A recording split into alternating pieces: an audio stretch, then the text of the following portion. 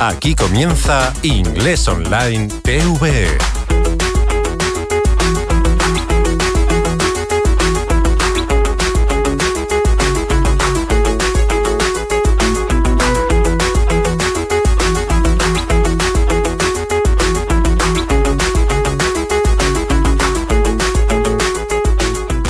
Hello, friends. Hi there. Welcome back. Welcome to another program, another day, another edition of the Inglés Online TVE radio show. It's class number 12 today, class number 12. And as always, I encourage you to check in with us on YouTube.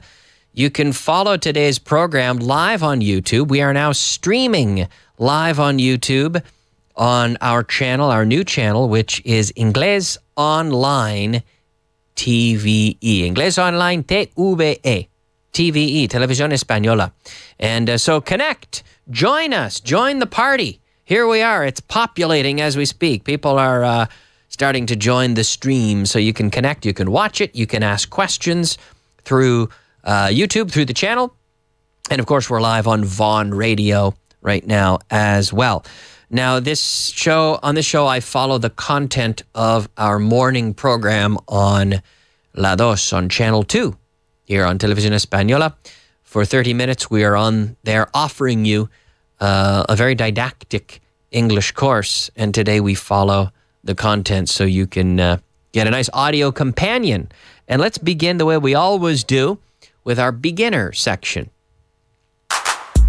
Nivel básico.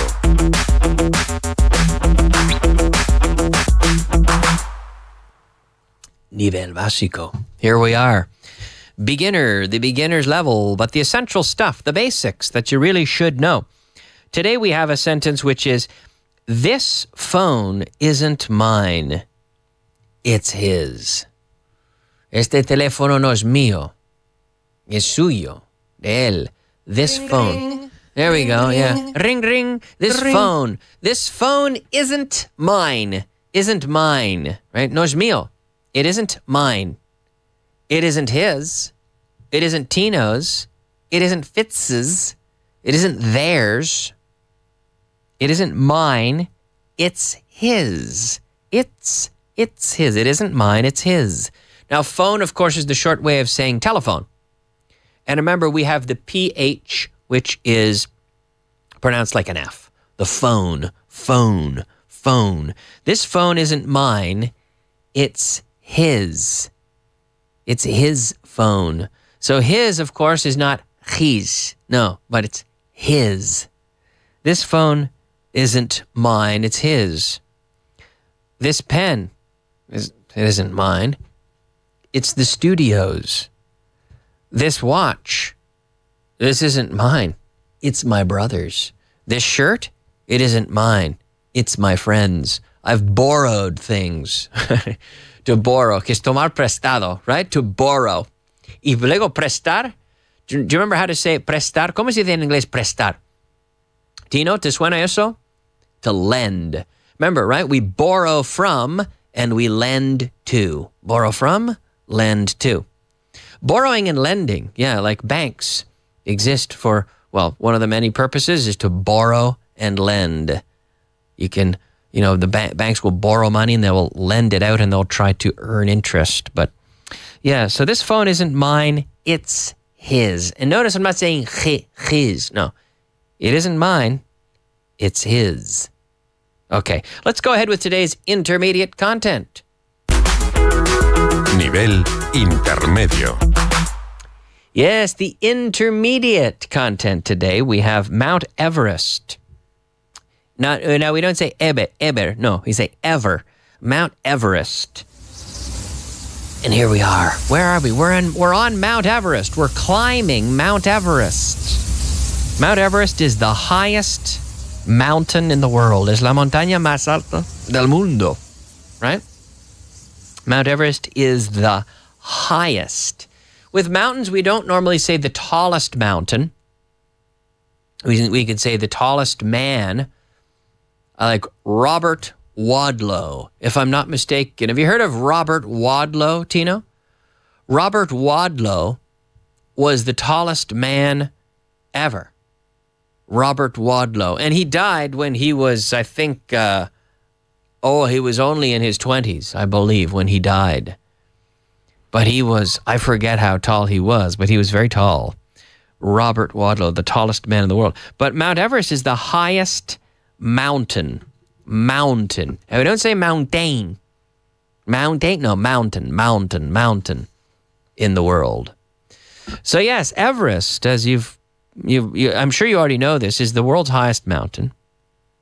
Now, the peak, we have the peak of the mountain, the top of the mountain, the peak of the mountain is 8,848 meters above sea level.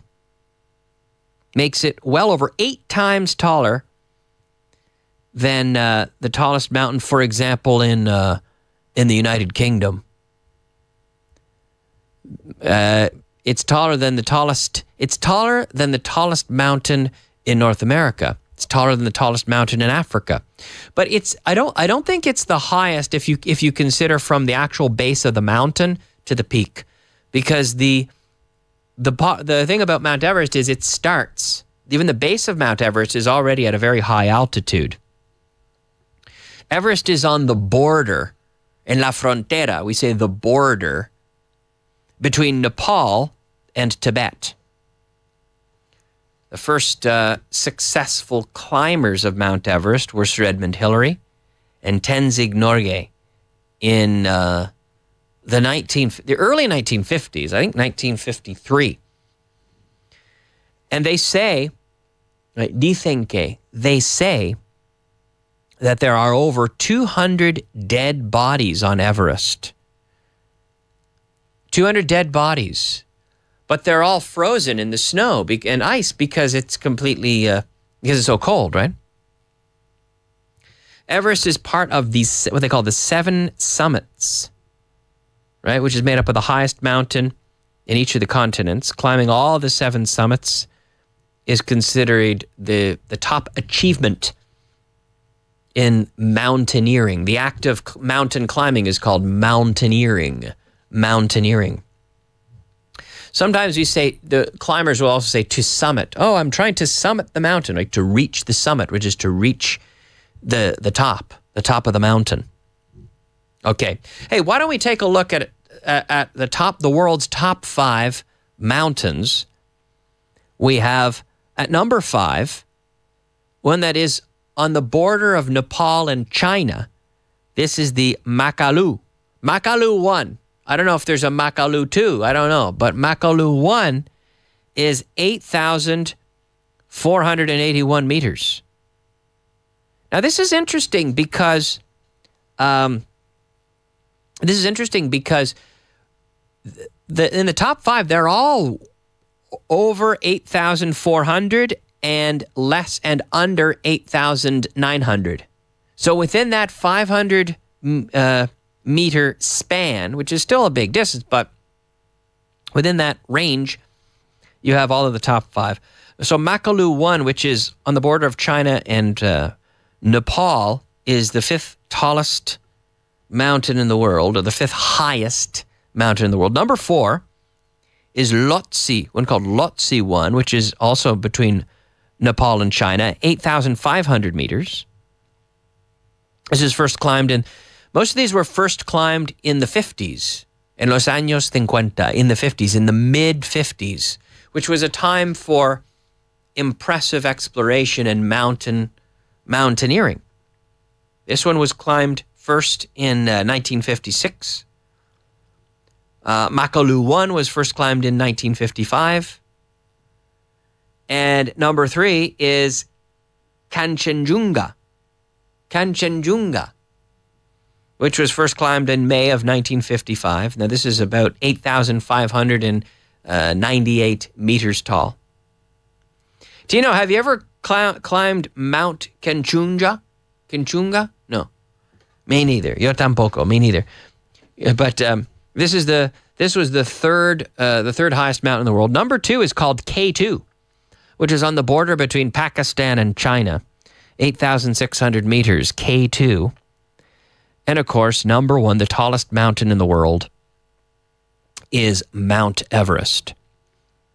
It's also interesting to note, sometimes we say mountain, like we say North Mountain, or, Mount, or so-and-so mountain, or Green Mountain. But in other cases, we say Mount, whatever, Mount, lo que sea, right? Mount, in this case, Mount Everest. Mount Everest. So we can look at some other interesting top fives. For example, the longest river. The longest rivers in the world, the top 5 longest river, we have the Yangtze River. The Yangtze, which is, my gosh, that one is 3,445 meters. We have the Mississippi River, of course, in the United States, goes out into the Gulf of Mexico, 3,900 meters. Yeah, number 5 was actually the Yenisei. Number 3 is the Yangtze, which is in China, 3,900 meters long. The Nile is the second longest river in the world at 4,258 meters. And at 4,345 meters, do you know what the longest river in the world is, Tino? The Amazon. The Amazon River, right? So there you go, the longest river in the world. So getting back to our sentence, we had Mount Everest is the highest mountain in the world. The Amazon is the longest river in the world. Robert Wadlow was the tallest man in the world. And our friend Webster writes in. Webster writes in and says, yeah, Robert Wadlow was 8 feet 11 inches when he died. So that's 2 meters 72. My gosh, 272 centimeters. And he was 22, according to Nelson, Robert Wadlow. And then we have Belen, who says, that's a good question. What is the tallest mountain or the highest mountain in Canada? Oh, I'm supposed to know this one, but it would be in the Rocky Mountains. Let's Google it. Let's get onto Google here and find out. This would be in the Rocky Mountains. Now, the Rocky Mountains go down into the United States, but they go up through Canada and the border of what is British Columbia and Alberta. And they go through the city of near the city of Calgary. But near Calgary, you can go on little day trips, and you can visit the Rocky Mountains. And I recommend you do it. Mount Logan, yes, I should know that. Mount Logan is the highest mountain in the world. It's the second highest peak in North America. There we go. And the second highest peak in North America after Mount Denali. The mountain was named after Sir William Edward Logan, Canadian geologist and founder of the Geological Survey of Canada. Mount Logan. Yeah, I should have known that one. So this one has an elevation of 5,959 meters. So it's still a lot smaller, a lot shorter than Everest, which gets to 8,850. But there we go. Yeah, Webster writes in, he says, hi from Santo Domingo. Cool, we got a lot of the usuals. Belen, Nelson, Webster. Thanks for connecting, guys. Great to have you there. You can join the party. You can join the fun on YouTube, right? I remember our YouTube channel today is Inglés Online TVE. Inglés Online TVE. Okay, so yeah, we have the tallest mountain in the world, the fastest car in the world. I believe there was a record recently set for the fastest production car in the world. The tallest man in the world was Robert Wadlow. So the sentence today was related to Mount Everest. Mount Everest is the highest mountain in the world. In the world. Very good. Okay, why don't we go ahead with today's advanced content? Nivel avanzado. All right, nivel avanzado as we welcome Valentino from Haiti. Haiti, my gosh, we're all over the world today. Lots of people connecting internationally. It's great to have you there. Thanks for tuning in, and thanks for saying hello. People tend to have difficulty reading my writing. ¡Qué tortura! Yeah. Que tortura. So people tend to. You say, tienden a. You say that, right? Tienden a no sé qué. They tend to. I tend to speak fast. I tend to speak with a Canadian accent. I tend to. Someone tends to. I tend to go home after the radio show. Sometimes I go to a bar, but I tend to go home, right? I tend to go home. Por tus venas, compadre. Yeah. It's like saying I usually go home. I tend to go home. Right? I tend to.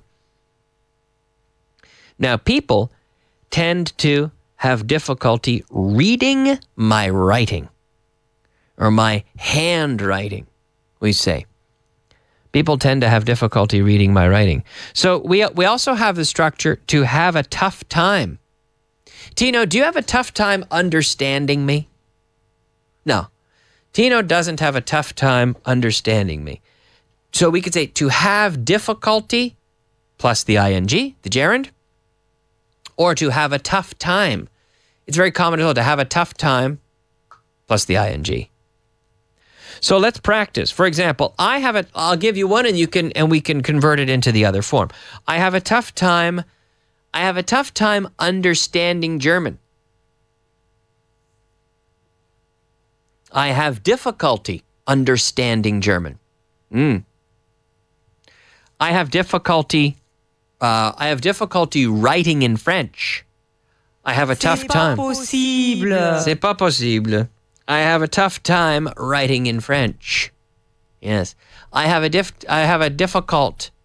tough time playing the guitar. Vuelve a intentarlo, chaval.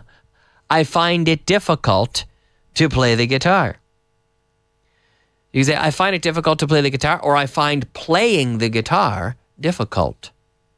I find playing the guitar difficult. I have difficulty, followed by the ing, playing the guitar. People tend to have difficulty reading my writing. Kyle, in the name of God, desperate stuff. Reading my writing. Because I have, maybe I have messy. I don't know if I have messy handwriting or not. Would you say I have messy handwriting, Tino? Fatal, pero fatal. I don't know if that's the case. Fatal. But to have messy I'm a lefty. I am left-handed. I write with my I write with my left hand. Right? But we have, yes, to be a lefty. But yeah, to have a difficult time reading my writing. I have a difficult time reading in French. I have a difficult time programming computers. I have a difficult time editing pictures. Are you good at editing pictures, Tino? Tino's he's good at editing, like using Photoshop and things like that. So Tino's good at editing pictures, but I have a tough time editing pictures. I have a tough time, followed by the ing. Have a tough time editing pictures. So the sentence today, people tend to have difficulty reading my writing. People tend to. I think people tend to misunderstand the most important aspects in learning a language. I think people tend to focus too much on advanced content. People tend to worry too much about phrasal verbs. People who are learning English, they tend to worry about advanced structures. They tend to. Tienden a, se dice, ¿no? Tienden a. They tend to. They tend to worry about phrasal verbs. They tend to worry about conditionals. They tend to worry about vocabulary that they don't really need to know. Right? They tend to. Whereas I always say the same thing. I always say that people need to focus on the essentials. Focus on the basics. Focus on the basics, right? Which is very, very important. You want to focus on the present. I mean, so much of the language, I would say 85% of the language is the present simple, the simple past, the present perfect, the interrogative, the affirmative, and the negative, with probably 70 verbs, 70 irregular verbs, and maybe 70 or so regular verbs. And if you have agility with those, if you can move in and out of them with ease, then you have covered, like I said, probably 75 or 80% of the language. I would rather have my students, right, machacarlo, to drill in the basics. Llegar a dominar lo básico, lo esencial, to master the basics. Work on the basics and work on your ear. Work on your listening comprehension. Those are the priorities. You got to work on your ear and your listening comprehension. Sorry, your listening comprehension, and then the basics of the grammar, and have agility moving in and out of basic grammar forms without making, as you say, silly mistakes.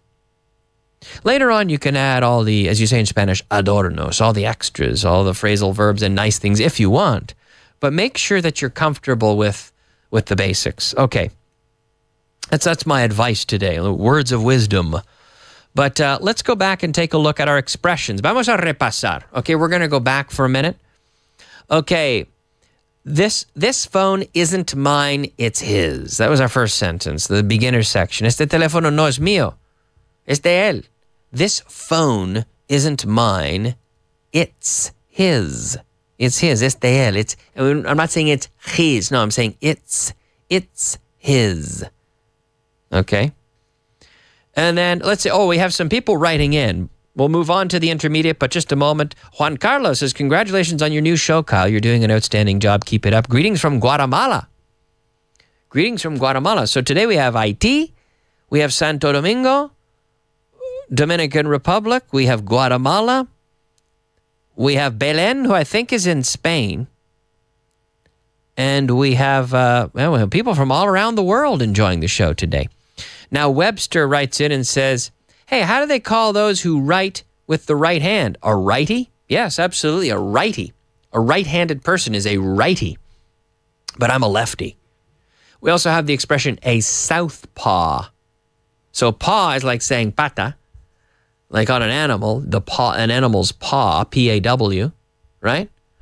But the paw, if you're playing, it comes from baseball, actually. It comes from baseball and the orientation of baseball diamonds and baseball stadiums, the way they are positioned, that your left arm, if you're throwing the ball, the left arm is on the south side and the right arm is on the north side. And that's set up in a way so that the batter who's hitting the ball won't have the sun in his eyes. So the guy who throws with his left arm, with his southern arm, his southern hand, or as the slang term said, his southern paw, P-A-W, we call a southpaw, a lefty. So there you go. But yeah, thank you. That's a good question, Webster. What do they call people who write with their right hand? A righty? Yeah, sure, a righty. Now, I'm a lefty, but Tino's a righty. Right? He writes with his right hand. Tino's a righty, but I'm a lefty. Okay, the intermediate content we saw today. Mount Everest is the highest mountain in the world. It is. Mount Logan is the highest mountain in Canada. But Everest is the highest mountain in the world. The Amazon is the longest river in the world. And we talked about Robert Wadlow being the tallest man in the world in history. He's no longer alive. He died when he was 22. But he was the tallest man in the world. And then the advanced content today, we had people tienden a tener dificultad entendiendo lo que escribo, or they tend to have trouble understanding my writing, right? They tend to have trouble understanding my writing, to have trouble, followed by the ing. People tend to have trouble understanding my writing. Okay, there you go. We are just about out of time, but I want to thank you for listening today and remind you we'll be back tomorrow with a review of tomorrow's content. But please, make sure you're watching the show. If you want on TV, you can find the show on Channel 2, En la Dos, from 7:30 to 8 every morning on Channel 2. And you can also review on YouTube, both the TV sections and also the radio content on our new YouTube channel, which is Inglés Online TVE. All right, folks, thanks for watching. Thanks for listening. We'll see you next time. Bye-bye.